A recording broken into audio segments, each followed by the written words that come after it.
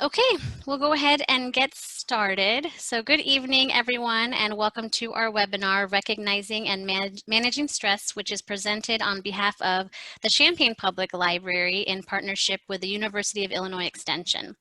My name is Jordan Neal, and I am the career librarian here at the library. Joining me as co-host is the library's business librarian, Madeline Wolski. And so thank you all for joining us.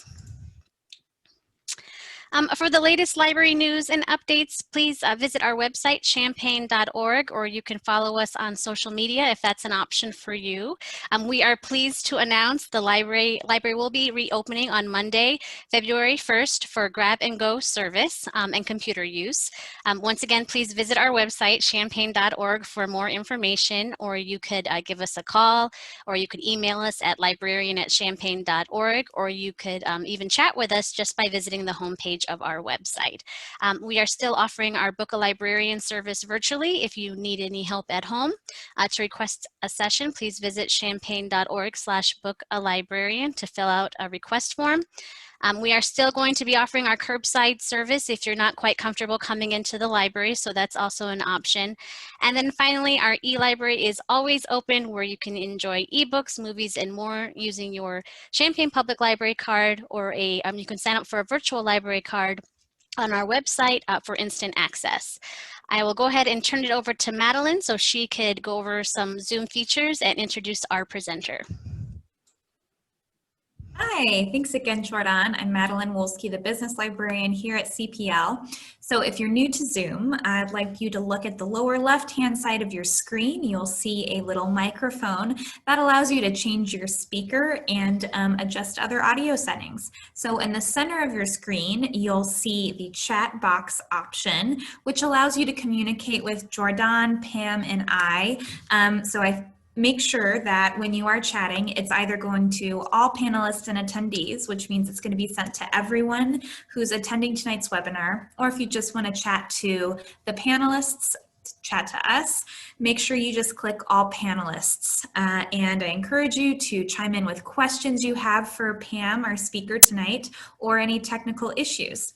So tonight's web format is a webinar, so if you do want to talk and verbalize your question instead of putting it in the chat box, feel free to click on the raise your hand option. So that's to the right of the chat.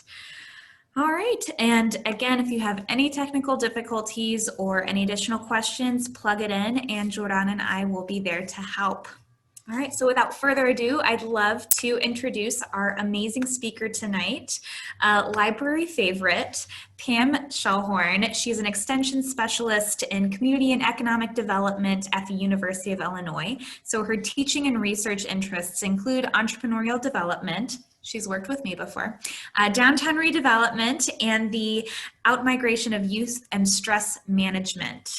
So big thanks to Pam for joining us tonight, and I will let her take it away. Hi, everyone, and welcome. Thank you for coming. Just want to remind you one more time that there is a link to a demographic survey in the chat box, and I would really appreciate it if you would take just a couple of minutes to, doesn't even take that long, it takes about 35 seconds, I've timed it, but really would appreciate if you would go in and take that demographic survey for me. Oh, and you know what? I didn't get my clicker, so we're good to go. First of all, she's already mentioned I'm Pam Shellhorn with the University of Illinois Extension. I am what they call a regional extension specialist in community and economic development. And for some people, they wonder why I'm teaching a class on stress, because I'm not a mental health professional, and I'm going to mention that now. In fact, if there are any mental health professionals on the call or in this meeting, I would really appreciate it if you would just put that in the chat box. It's nice to know you're out there, because I won't be answering any questions directed towards mental illness. This program, I was actually helped by one of our assistant professors at University of Illinois putting it together. So I'm your trainer. But the reason I'm doing this is a few months back, right after, well, not even a few months anymore, but right after the COVID-19 started, the lockdown started, I was reading a lot of articles about mental health and stress. And I had been training with a group from Michigan State University. We had been flying several locations across the nation, giving a farm stress program. But when I got back, I read an article by a Dr. Joyce Chu, and I'm going to read this quote from her. She's a psychology professor at Palo Alto University in California. And she recommends that everyone needs to learn ways to recognize warning signs of suicide. During a pandemic or other national crisis, one of the most important things is for folks in the community to be the eyes and the ears. They need to reach out, often especially if they think someone is more isolated or if they see some of the warning signs of suicide. Now, that's what I want to be. I want to be the eyes and ears in my community, and I'm hoping that's part of the reason why you're taking this workshop tonight, is because you'd like to be part of those, or be those eyes and ears in your community. This is for community members that are interested in finding out ways to prevent suicide, and also to maybe hopefully reduce some of the stigma around mental health. So that being said, let's get started with the program. According to an article in the Washington Post a couple of months ago, over 50% of people say that they are feeling or that they believe that the pandemic has harmed their mental health. So this is starting to become another national crisis behind some of the others that we already have ongoing. Dr. Courtney Cuthbertson, who is an expert in this, says, you don't have to be a mental health professional to be able to recognize stress or to develop an action plan for dealing with stress and its causes in your daily life. All stressors, financial or social, have the potential of increasing levels of depression and suicide. Stress can affect anyone at any time. And according to the research, at least 1 in 5 people are currently experiencing a mental health issue. Now, that actually came from an article prior to the pandemic. So understanding that with self-isolation and some of the other things that we've had to go through this lockdown, it isn't surprising that people are starting to feel depressed, isolated, and of course, we haven't even had the worst part of winter start yet. So I'm glad you're here tonight, and hopefully you'll learn a few new skills.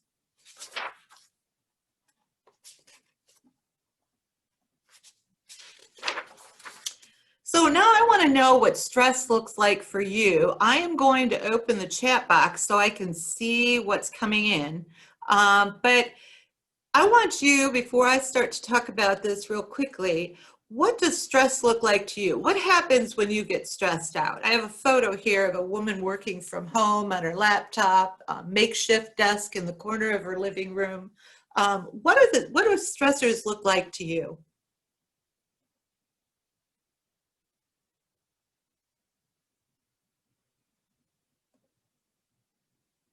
Having trouble getting to sleep. Thank you. Anybody else? Anger, frustration, headache, heart rate, increased heart rate. Yes. Weight on my shoulders, lack of concentration, worrying a lot, tension in the shoulders, lethargy. Yes. Miscommunications. Absolutely. Thank you.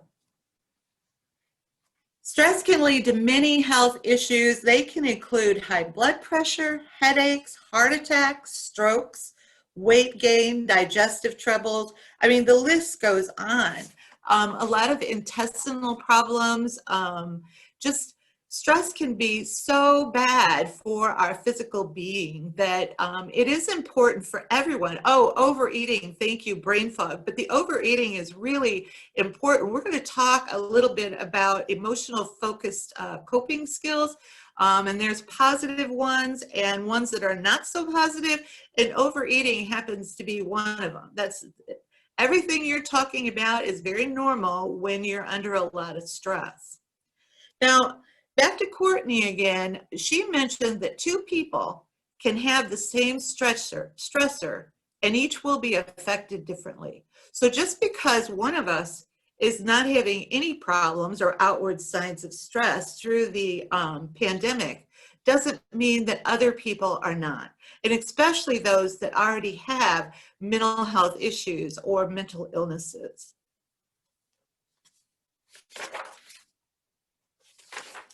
So how do we cope with stress? And I want to make sure I'm on the right page there. How do we cope with stress? There's two ways that we as humans cope with stress. The first is called problem-focused coping, and the second is called emotion-focused coping. Unfortunately, in the United States, the articles I've been reading have let me know that we don't do a very good job teaching our children how to cope with stress. And so therefore, we are adults that don't have very good coping skills. And we're going to talk more about that, but let me kind of define both of these. First of all, problem-focused coping is the first thing we turn to when we run into a stressful situation, and that's problem solving. We want to solve that problem. We want to remove it. We want to circumvent it. We want to get around it. The problem is, if the situation can't be controlled, problem-focused coping can actually have a real negative effect on us when we find out that we cannot change the situation that we're in, which of course many of us figured out once the pandemic started, that can actually lead to depression and possibly suicide ideation. Now, does it always? No. But generally, problem-focused coping is what we use first, but if it doesn't work, it can actually lead to something much worse. Emotion-focused coping is the way we deal with emotional distress. And there's several ways to deal with this. And the first thing I want to talk about is how we do healthy emotion-focused coping. Okay, I'm going to start with the positive, and then we'll talk a little bit about the negative. And you notice I have a note at the top of this slide that says this is not a replacement for contacting a mental health provider when needed. Okay, I can't stress enough that if you are feeling depressed, or you're thinking maybe I should talk to a therapist, or for certain if you're having thoughts of suicide, you need to get in contact with a mental health provider. And I know it's very difficult for some people living in rural areas, but honestly, there is a lot of telehealth that has started. That's one of the positive outcomes of this pandemic, is that there's a lot of telehealth, especially in the mental health area, available to you. So I want to talk about these healthy emotion-focused coping, but I don't want you to say, oh, well, I'm just going to try meditation. I'm not going to go to a therapist. If you think you might need a therapist, then make an appointment. You definitely need to get in there. And if you have been diagnosed in the past with depression or another mental health issue, then you definitely need to get back in if you're feeling depressed. So with that being said, I want to talk a little bit about these ways that we can build healthy emotion focus. First of all, social support is critical. So having friends is what we need right now. You know, emotional support from our family and our friends. Unfortunately, a lot of people, especially the elderly, have been forced into lockdowns and they are forced to self-isolate. This is one of the issues that we had with farmers when we talk about farm stress, but farmers specifically, a lot of time live in very remote areas. They're self-isolated. They don't have a good support system sometimes. And even when they do have a family, sometimes they don't want to express their frustration or their depression or you know, to someone within the family unit. So a social support network is critical. Have any of you been keeping in touch with family members or friends to make sure that they have the social support? If you do, just go ahead and put a yes, or you know, maybe something you've been doing to help support people through this time. I'd love to see what your thoughts are on that. Good, we've got a couple. Yes, yes. Okay, well, great. I'm glad. Actually was too. Zoom a lot. Yes, getting people in and out, sending them books, watching movies together virtually. Perfect. I love to see people doing that.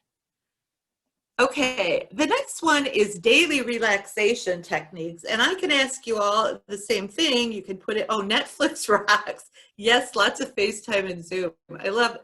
It's so much more difficult to do the interaction via Zoom, but I really appreciate that you're willing to interact with me while you're on this call or on this meeting. Okay, daily relaxation techniques. Now, I've actually been teaching meditation since the mid-90s. I find meditation is very helpful for me.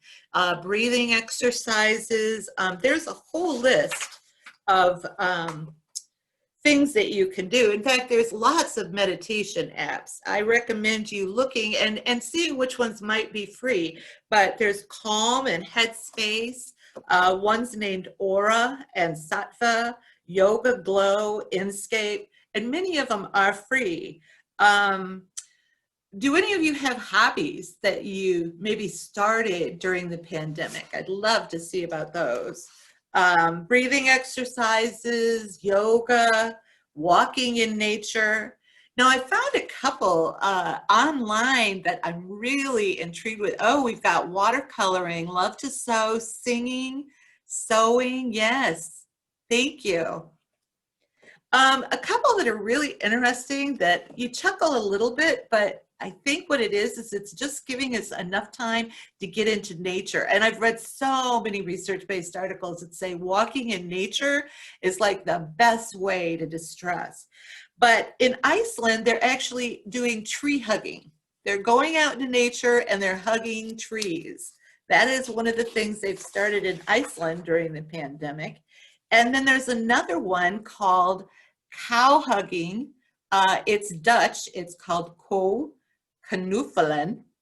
And it's caught on in the Netherlands. It's also gaining popularity in the United States. Cows are a very relaxed animal. They don't fight. They don't get into trouble. And so they just go out to a farmer's field and they hug a cow. So there's a lot of great ways to release that stress in a positive way. Ooh, Abby did some tree hugging. Great. Do cows like it? You know, cows are pretty copacetic. I doubt if they really mind it. I grew up around some when I was very little, but here we go. Do cows like it? I love it. Walking in nature, jogging, yes, jogging, walking, getting out into nature. Now, there's also gratitude exercises. I did those. In fact, I had a little book of gratitude where I write down the things that I'm really grateful for. And that has actually helped me a lot during the pandemic, is just to recognize how lucky I was to be able to work remotely and still have my job. You know, there are just a lot of things to be grateful for. And there's mindfulness workshops and magazines. You can find them just about everywhere. So lots of ways to do this. Now, one of the things, and I deliberately put this photo of this young girl meditating on her little mat, because one of the things is that if you're not doing some positive emotional focus coping mechanisms like daily relaxation techniques or expressing your feelings or cow hugging, you need to start. If you are, think about whether or not you are teaching your children these coping skills. After I work with communities to better understand and learn how to deal with their own stress and how to recognize the potential for suicide, my next goal is to find a way to make sure that our children are learning better emotion-focused coping mechanisms, that they understand those coping skills and how to do that more effectively.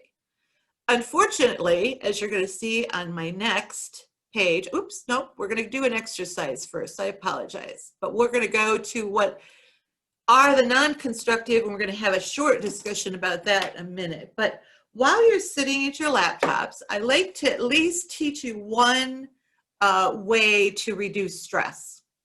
So I hope everybody is sitting or laying on their couch or snuggled up in a comfortable chair. But for just a minute, what we're going to do is I am going to lead you through a very short breathing exercise. I'm not going to show the video. You could see the video if you wanted to. And just to let you know, you will be getting a copy of this PowerPoint as well as the recorded program. So if you want to go back in and look at the video later, you can.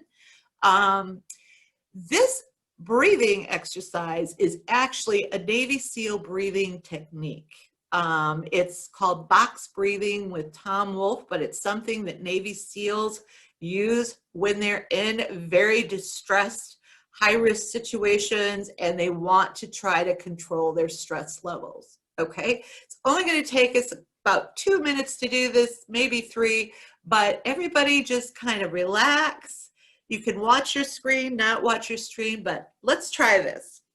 First, I want you to breathe in for a slow count of 5. 1, 2, 3, 4, 5. Then hold your breath for a slow count of 5. 3, 4, 5. Now exhale for a slow count of 5. 3, 4, 5. Leave your lungs empty for a slow count of 5. 3, 4, 5. Now let's repeat that one more time. Breathe in for a slow count of 5. Hold your breath for a slow count of 5. I'm doing it with you. Now exhale for a slow count of 5. Leave your lungs empty for a slow count of 5.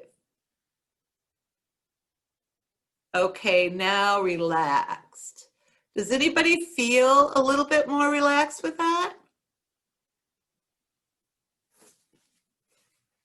You're so relaxed you can't put yes in the chat box. Thank you, Michelle. I appreciate it. It's so quiet on this end. Thank you, Ali. Okay. Thank you. Well, it's just one technique. I want you to take some time. If you're not doing some of these exercises daily, or maybe at lunch, or maybe when you run into a really high risk or high stress situation, then I really encourage you to do a little bit more research and find some things that work for you. Like I said, I do a lot of meditation. I do a lot of walking, which I need to anyway. I love to walk in nature. I have a friend who's been doing puzzles, listening to meditation music or soft music. So anything like that. But remember, if you have children in the house, you might want to share some of these techniques with them. They're probably going to find them to be pretty fun, but I know that children are under a lot of stress now too, and it's very important to include them in this. Okay, now, as I mentioned, emotion-focused coping skills are not all healthy. And a lot of times this is what happens when our problem solving, doesn't work out for us. And then instead of reaching for something healthier to make us feel better about ourselves, we have a tendency to fall into some other categories and or to try some other mechanisms or techniques that are not quite as good for us. And the warning here is, according to Folkman, a study he did in 1990, is that these non-constructive coping mechanisms can lead to drug abuse, domestic violence, obesity, alcoholism, and suicide. There's several on the list, and I don't have them listed here, but to just talk about them real quickly is first, denial, okay? That's the first thing we go through in the grief cycle is denial. The first is denial, the second is usually anger, and it doesn't happen necessarily in this order. We have sadness, we have bargaining, and then we finally have acceptance. But anytime we lose something, and honestly, every single one of us lost something during this pandemic. You know, whether it was our freedom to go in and shop in a grocery store without a mask on, or if it was our jobs, or, you know, the fact that now we're working from home rather than in the office. Many of us had our children at home, and I honestly do not know how the parents of these young children have been doing all of this at the same time. So it doesn't surprise me that a lot of women have left the workforce. But we have denial, we have distancing, self-isolation, as I mentioned, with farmers, but also with the elderly that are locked down, and many people that are locked down or quarantined. Self-blame, that's never a good one, but a lot of people fall into that. Excuse me, I have some allergies bothering me. Self-isolation, as I mentioned, is the same thing as fantasizing, or excuse me, the same thing as distancing, but there's a psychology professor that believes that we're having a natural experiment right now to find out what social or self-isolation actually does to us as human beings, because so many of us have had to do that. Now, maybe it's because we all feel like we're in this together, or maybe it's because the CDC numbers on people who have died by suicide are not, they take 3 years before they're released. So we really don't know. We know how many people are dying by COVID, but we really don't know how many people have actually died by suicide since the beginning of the pandemic. Excessive drug use. Many people will turn to drugs when they're stressed, thinking it's going to make life better, but in the long run, it does not. Same thing with overeating, you know, obesity. And I know I was guilty of overeating throughout this, and finally I have health and diet listed on a little poster on my Post-it note on my refrigerator, because I just really, my blood pressure was up. I really had to start controlling my diet. And aggressive behavior. There's a lot of concern by psychologists and psychiatrists and even social workers right now that these parents that are being locked down with these children, especially if the parents are under a lot of stress, could be experiencing, or there could be more violence. Thank you. There's even the case, Belinda, of a sexual addiction. You're absolutely right. And thanks for being here, Belinda. Nice to see you. Anyway, we keep going. I'm sorry, I get off on tangents. I'm like that, what is it, the guy on Up, or the dog or whatever, that squirrel, and I'm off to another topic. But anyway, again, back to teaching our children and teaching ourselves first how to deal with stress, but then teaching our children, because as we grow up, we know that, especially in rural areas, but the increase in drug abuse in rural areas has been just astronomical, especially with the opiates. The increase in obesity around this country, especially, it's boomed. Alcoholism, and then when they are in, say, a rural area or somewhere where they can't get the mental health, or the stigma. We have a terrible stigma against mental health, and we really need to work on that. In fact, the first step for that, I'm going to ask all of you, is that we don't say people committed suicide.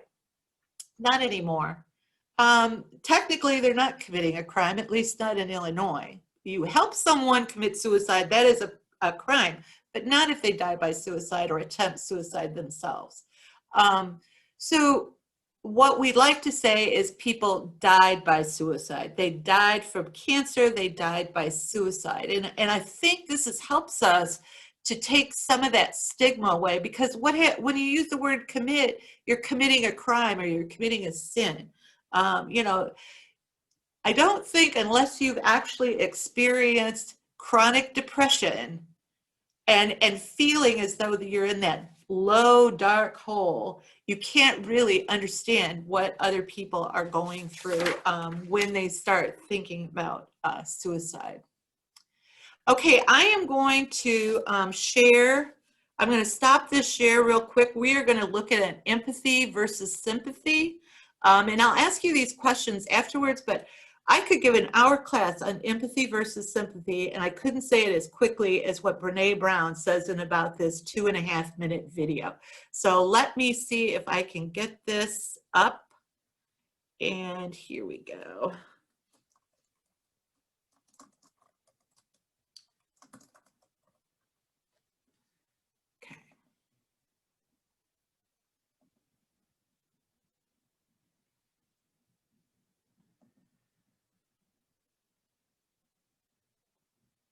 I've got a commercial to get through and I'll be right back.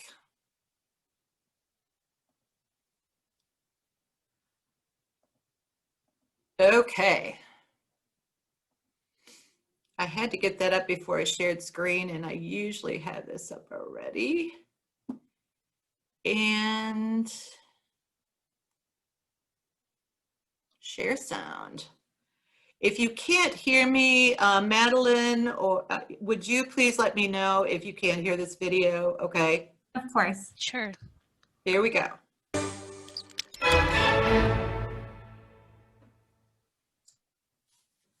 So what is empathy, and why is it very different than sympathy? Empathy fuels connection. Sympathy drives disconnection. Empathy, it's very interesting. Teresa Wiseman is a nursing scholar who studied professions, very diverse professions where empathy is relevant, and came up with 4 qualities of empathy. Perspective taking, the ability to take the perspective of another person or recognize their perspective as their truth. Staying out of judgment, not easy when you enjoy it as much as most of us do. Recognizing emotion in other people and then communicating that. Empathy is feeling with people. And to me, I always think of empathy as this kind of sacred space when someone's kind of in a deep hole and they shout out from the bottom and they say, I'm stuck, it's dark, I'm overwhelmed. And then we look and we say, hey, you climb down. I know what it's like down here, and you're not alone. Sympathy is, ooh, it's bad, no, you want a sandwich? Empathy is a choice, and it's a vulnerable choice, because in order to connect with you, I have to connect with something in myself that knows that feeling. Rarely, if ever, does an empathic response begin with "at least." And we do it all the time, because you know what? Someone just shared something with us that's incredibly painful, and we're trying to silver lining it. I don't think that's a verb, but I'm using it as one. We're trying to put the silver lining around it. So, I had a miscarriage. Oh, at least you know you can get pregnant. I think my marriage is falling apart. At least you have a marriage. John's getting kicked out of school. At least Sarah is an A student. But one of the things we do sometimes in the face of very difficult conversations is we try to make things better. If I share something with you that's very difficult, I'd rather you say, I don't even know what to say right now, I'm just so glad you told me. Because the truth is, rarely can a response make something better. What makes something better is connection.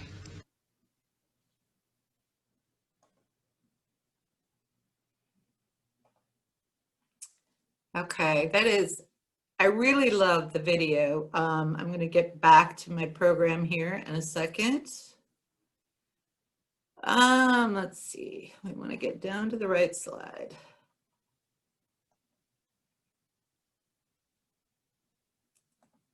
Okay. Oh, I got 2 in the chat box.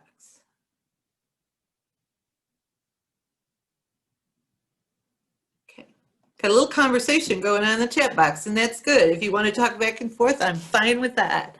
Anyway, as I mentioned, Brene Brown is outstanding. I mean, she's done a lot of great work, and she talks about empathy and how it is not to put the silver lining on, how we're going to talk about active listening in a minute. But before we start to work with people, or if people are feeling depressed or a little out of sorts, and truthfully, I am not that good at this. I am an extrovert. But when it comes to empathy, you're actually putting yourself in someone else's shoes, and you have to actively listen. You have to listen to what they say. But you have to consider your own mindset, and you need to ask yourself these questions. Do you feel like you can offer empathy to someone? If you're just going to blow somebody off, you might be better off not to start the conversation in the first place. If someone's hurting and you have made a conscious decision to be there for them, at least, take the time or try to listen. But if you can't, try to graciously, offer to help them find other source to talk to, that maybe they do need to talk to a therapist. And don't be surprised if they get a little upset with that, well, I just wanted to tell you, well, maybe you're not ready. And that's okay too. Don't put yourself under stress because you can't deal with it. Can you think of things from their perspective? And when you're thinking about approaching someone to have a conversation, what does it mean to approach them with empathy? And that's what it is now what you have to do is you have to say, it's about them. It's not about you.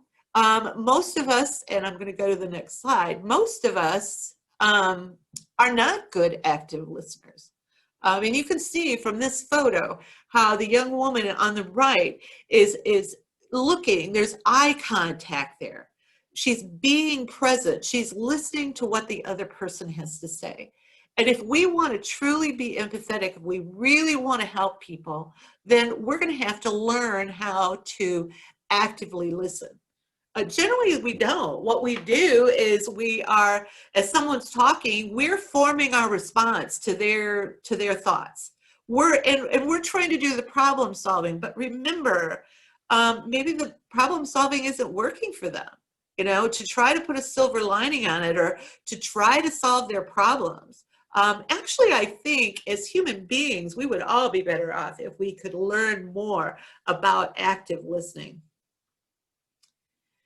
Active listening, and this is very short. I am going to go over it just enough so you know the concept. But if you were really interested, or if you don't feel like you're very good at this, then I would suggest you take a workshop on active listening or find a YouTube video on active listening and then listen and learn more of it and see if you can even practice it.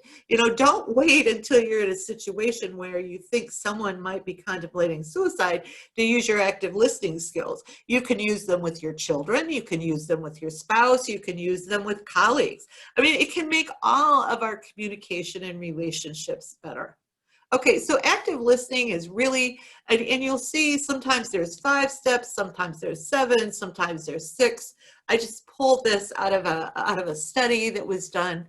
Active listening, first of all and foremost, means you need to be present and you need to be aware of others' body language. Okay, do they look depressed? Be present, listening to them. Not just aware of what they're saying with their words, but also their body language. And the biggest thing is in your mind, if your mind is saying, oh, how can I fix this? How can I fix this? Or what you could do? You could just try to listen. Just try to listen, empathize, put yourself in that person's shoes. You want to ask open questions. Closed-ended questions that result in a yes or no answer don't do much. You want things that do what has been going on in your life lately? What do you think might be upsetting you at the moment? You also want to summarize the situation. Summarizing the situation makes people feel as though you're listening to them. And that is really critical when people are having, they're in the middle of a crisis. They just need to talk about what they're going through. But to let them know that you're listening, you just interject, summarize the situation so you know you understand. Then you might reflect on it. It sounds like you're very sad. And then let them continue to talk. You can clarify to make sure you understand. That's not unnecessary. That's not necessarily interrupting them. You just want to make sure you really understand it. And always give words of encouragement. But again, it's more, I'm here for you. If you want to talk to me, I'm available. Now, and then finally, react. It's okay to feel something. You might say, it's like the new emoji on Facebook that came out during the pandemic, the one that's the hug, and it says, I care. That's a great reaction at the end, is I do care. I feel for you.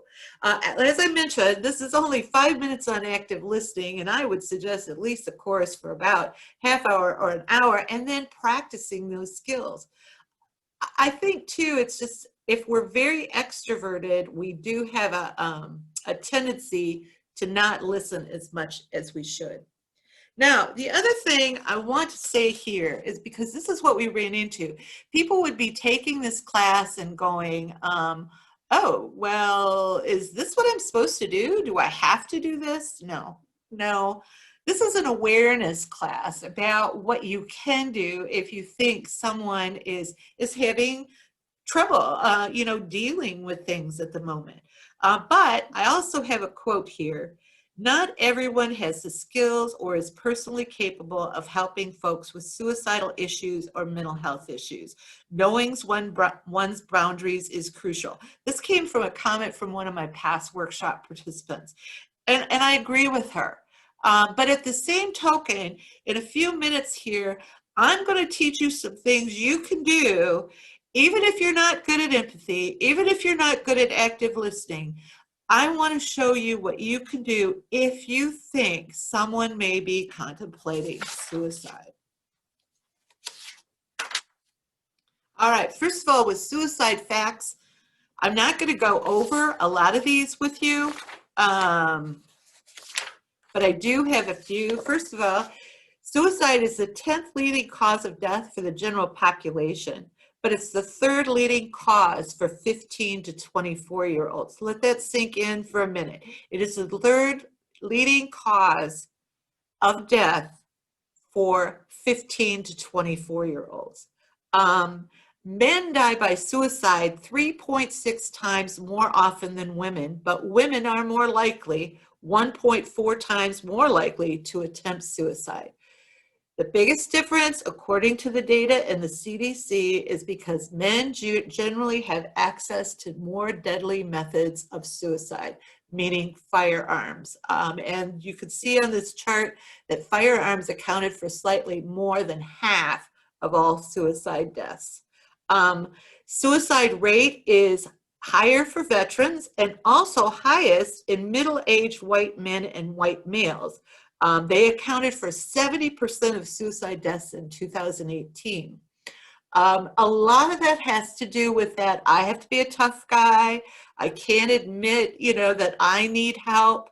But I know that there are a lot of men that I ran into when I was doing the farm stress training at these conferences last year that are really out there trying to push to say, it's okay. If you've got diabetes, you go to the doctor and get your medication. If you're depressed or feeling depressed and can't seem to get out of it, then what's the difference if you go to a doctor to figure out how to help with your mental health?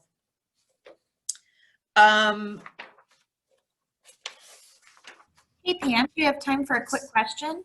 Sure, yes. So after you do all the active listening procedures, is it okay to share your experience with the situation? Share your, you mean if you've had the same situation? Yes. I'm going to say, no, it's not about you unless you feel like that person is really going to take something out of it. Now, if you want to say, yes, I understand. I was in a very similar situation. Let's say, for instance, the person is getting a divorce and it wasn't her idea and she's very depressed. And you're right. That's probably the first thing I would have done is say, oh yeah, I know how depressed I got and I went to a therapist and I got my, it's better to listen. It's like, and think about it from your own perspective. When you're upset, when you're feeling depressed, what you really want to do is you want to talk to someone and them to understand. And I think they would rather you say, yes, I had that experience. And I can empathize with you. I know where you're coming from. And I just want to be here to support you. Now, if they asked you, oh, well, what did you go through? What did you do? That's different. Answer their question.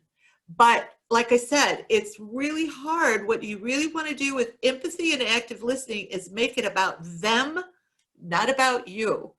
So yes, a little bit, but not too much. Just enough to say that you're there to support them. Does that answer your question? Possibly. We're waiting for her to comment again, but here's another one while she chimes in. So it did answer her question. Thank you, Pam. Great. Thank you. Thank you, Michelle, for asking. Yes. And do you have data comparing rural versus urban in suicide rates? Yeah, and it's from Joseph. Yes, Joseph, I do. I have the CDC report. It also not just talks about rural, but it talks about specific industries. For instance, the oil and gas industry, oil, gas, and mining, which are primarily white males. And what's the other one? There's another, manufacturing, farming. They are all in the highest suicide rates in the nation. But yes, I do have some data that come, but I'm not sure if it's specific rural versus urban, but I can take a look. And I know Joseph, he's actually my colleague in Northern Illinois. And someone there who just agreed with me, I'm wondering, Kathleen, I agree, just listen. Kathleen, is that your personal thought, or are you a mental health, are you a therapist or a mental health professional?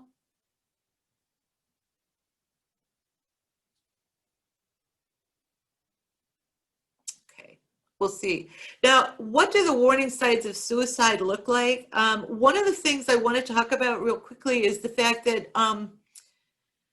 a lot of times people aren't just going to come up to you and say, hey, I'm feeling depressed and I'm thinking about suicide. Now, occasionally they will. In fact, I've actually had that happen to me a couple of times over the last year. And it was a stressful situation for me, because even after teaching all these classes, I was kind of like, oh, okay, now what do I do? But generally what they do is they give more cues. They're indirect cues is what they call them. Things like saying, it's not worth it anymore. I don't think I can keep going. What happens to my debt if I die? If you foreclose on me, you'll see my obituary in the paper. Is this enough medicine to kill someone? Take good care of your mother when I'm gone. Many of these, oh, thank you, Kathleen, for sharing that. And I appreciate it for you sharing that. So you do understand, and that listening is the best way. These are just some cues that you can hear. The one thing I want to mention along with this, and this is something, again, I don't generally read, but the thing is, because I'm not a mental health professional, I mean, read to my audiences, but because I'm not a mental health professional, I would rather read this. This, I think, is really critical for anyone who has a 15 to 24-year-old. I don't know, I have a recommendation for something you can read, but I don't know, and I'm running out of time here, so I'm going to have to speed up a little bit. I'm sorry, Madeline. This is about teenagers. They are slightly different and give slightly different warning signs. Suicide is the third leading cause of death for 15 to 24-year-olds, according to the Center for Disease Control and Prevention, after accidents and homicide. It also thought that at least 25 attempts are made for every completed teen suicide. Suicide among teens often happens after a stressful life event, such as problems at school, a breakup with a boyfriend or girlfriend, the death of a loved one, a divorce, or a major family conflict. I'm also finding out that bullying has pushed a lot of children to the point of suicide. Understanding depression in teens is very important, since it can look different from commonly held beliefs about depression. For example, it may take the form of problems with friends, grades, sleep, or being cranky or irritable rather than chronic sadness or crying. Keep a close eye on a teen who is depressed and withdrawn. If you learn that your child is thinking about suicide, even if you're not certain they're serious, you need to get them help immediately, okay? And you're going to hear me saying some direct things here pretty soon, but suicide is not something you want to mess around with. You know, I have seen what suicide can do to a family, to a community, to a workplace. When someone dies by suicide, the first thing we say is, what could we have done, or what could we have done differently? If you have teenage children and you're concerned that they're having issues or you're going through issues along with them, let's bring these children along for the ride. Okay. Does stress always lead to thoughts of suicide? No. Everyone faces stress at some point in our lives, and some stress is good. That's what gets us out of in the morning. That's what gets us to complete projects. But for some, prolonged chronic stress may lead to depression and difficulty coping. Financial stress, for instance, can be a big one, especially around the holidays. For farmers who have been dealing with financial stress for several years now, for these small business owners, restaurant owners, bar owners who have been locked down and unable to open their businesses or only open at 50%. All the businesses that are closing, you know, all the farmers that have lost their farms over the last couple of years because of this financial stress. That chronic long-term stress, going through a long-term divorce when you're talking about your children being impacted. Some divorces can take months, years. And if they're not, you know, if they're not friendly divorces, that can be a big impact on both spouses as well as the children. So we need to keep that in mind. And remember what I said in the beginning, stress affects everyone differently. I could go through the same stressor as you do, and it could impact you one way and me another. Okay, now, what should you do? Everybody's muted, so I'm going to ask you to do something for me because you really need to say these words out loud. I thought it was crazy when I first learned this a couple of years ago, but it really works because I've literally had to ask this question twice, and in both cases over the last year, in both cases, people said yes. So I want you to be ready. So what I'm going to do is just say to your computer, say this 3 times. Are you having thoughts of suicide, death, or dying? Are you having thoughts of suicide, death, or dying? Are you having thoughts of suicide, death, or dying? It may feel a little uncomfortable when you first say this, but this is important, and it'll become more comfortable to you once you may have to ask this from someone. By the way, according to all the research, asking directly does not increase risk of suicide. So if that's what's holding you back, and again, don't feel bad if you don't feel like you can do this, but at some point you may find it's necessary because it's a friend, it's a family member, it's a colleague, or it's a child, and you really do want to help. So asking directly does not increase risk of suicide. In fact, the person might get a sense of relief.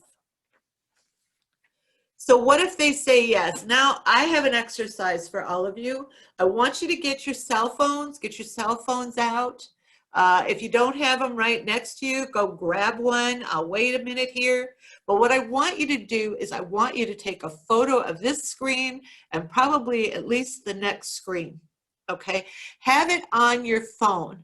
And if you can, and everyone should do this anyway, set up an album on your phone called Emergency and save this photo and the next screen on there so that you know, you can just push that and know what to do in the case of an emergency. An emergency album with photos is also a great place to keep photographs of the cards of all your medical providers and everything right there on your phone. Much easier than going into your contacts and trying to find the name of the therapist or the name of the doctor. Have it right there. 1, if you ask the question, are you having thoughts of suicide or death or dying? And they say yes, do not leave the person alone.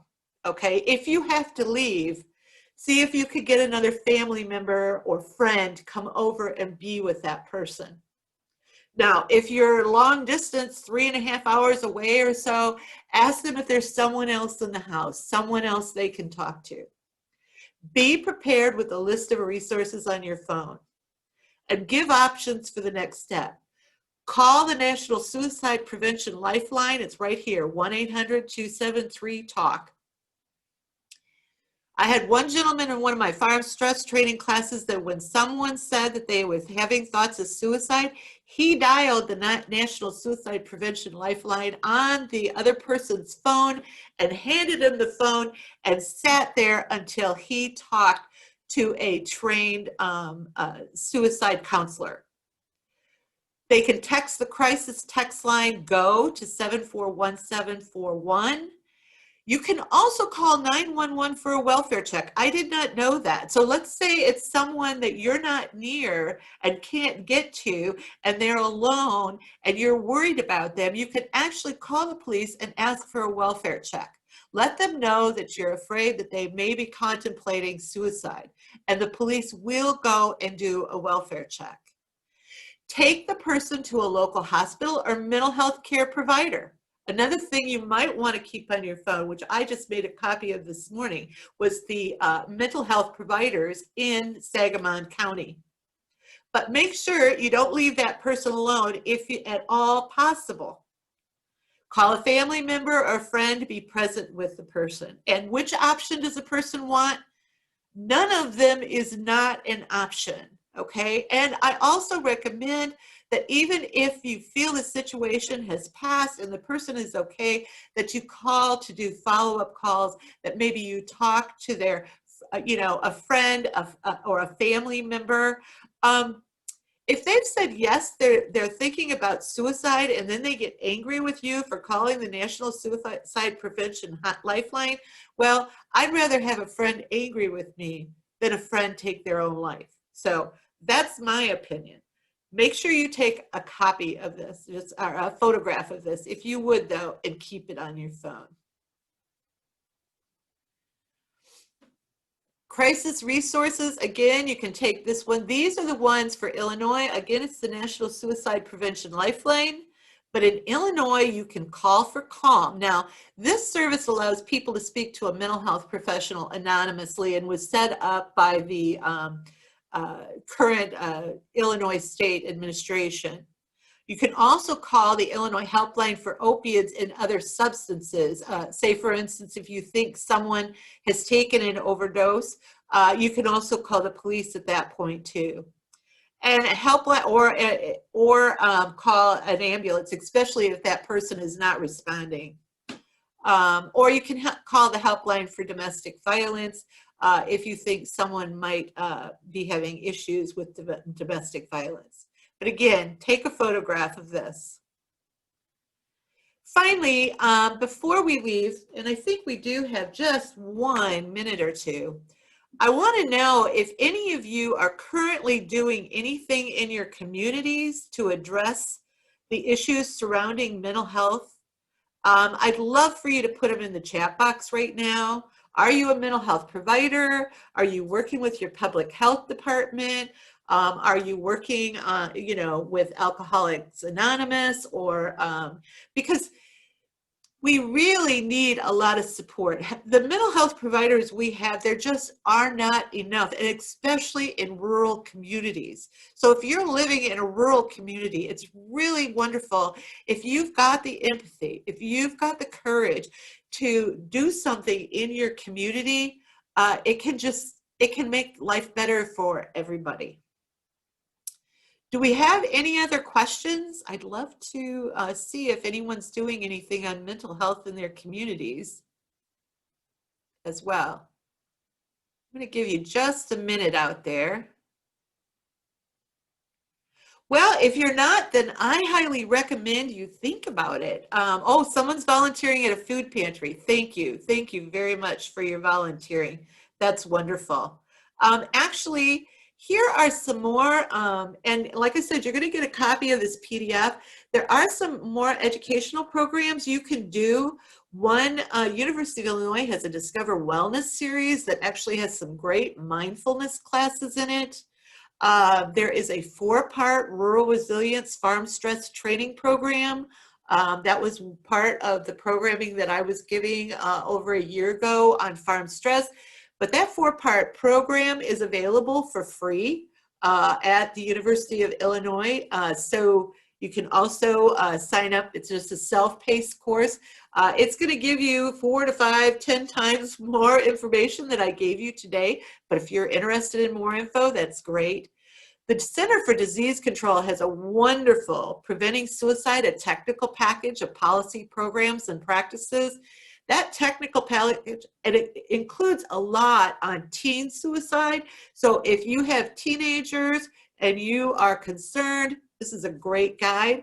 And then finally, if you are dealing with mental illness in your family, someone in your home, someone in the family, one of your friends, mental illness is very, very important for us to understand. And there is a mental health first aid course, and it's www.mentalhealthfirstaid.org. That is an 8-hour course. I believe if you're anywhere near Champaign, they give it at the Carl Institute or Carl Center. But anyway, that is something I would highly recommend. And that is it for tonight. I really appreciate you all being here. Well, thank you, Pam. That was great. I know we're a little pressed for time. I just wanted to quickly, and feel free to type in any questions you have into the chat if you have any questions for Pam, but we are being cognizant of time as we do have another webinar. Our next webinar will actually be at 7 o'clock. It will be retirement income presented in collaboration with Cheshire Financial. But we do have a lot more webinars coming up related to our business series, our career series, crafty adults, writers workshops. Please visit champaign.org/events for more information. Maybe Madeline can type that into the chat for us. We are continuing to present them through Zoom. I should turn my video back on. Here I am. But once again, Pam, thank you. We hope to maybe have you back in the future, whether it's a webinar or here at the library. Actually, I have one more question, and I'm going to just answer that question. And I appreciate, Michelle, your feedback. Oh, thank you. But one of them was, do you know of any meditation groups? I know of meditation apps. I don't know of any meditation groups at the moment, but what I would suggest is to either Google it, or maybe you want to start one, Michelle. Find a couple people to get together with and use a meditation app. I also gave some visualization classes. I haven't done it. I might do that again when I retire, because I think a meditation group would be great, or, kind of a mini book club, rather than reading books, just learning more about meditation. But Michelle, that's what I'm really challenging everyone on the call to do, is to think about how, oh, here's someone, Abby says to check out Mindful Moment. They are a free local resource. Mindful Moment by Zoom. Okay. But I really am challenging all of you to try to do more to prevent suicide. Try to do more to reduce your stress. Try to do more to reduce the stigma surrounding mental health. Even if it's, making posts, making people feel better when they do decide to try and go and get more help. So that's it. Thank you so much. I'll let you get on to your next. Yeah, and Madeline will be sending out an email again after this with the PowerPoint presentation. I think she's going to list some of the apps that Pam mentioned throughout the webinar. So we'll be sure to follow up. And once again, we are pleased to announce our reopening on Monday, February 1st. Congratulations. Thank you so much for grab and go service and computer use. Please visit our website, champaign.org, for more information, or you could give us a call if you have any questions, or email us here. We have our contact information here on the screen. And Madeline, do you have anything else to add? Just a big thank you to Pam and to everyone who joined us tonight. This was a wonderful, wonderful webinar. And again, I will be sending out information, a recording of this webinar, and some additional free resources available in our local community and library. Well, everybody take care of yourself, and namaste. Take care. Have a good night, everyone. Bye-bye. Bye.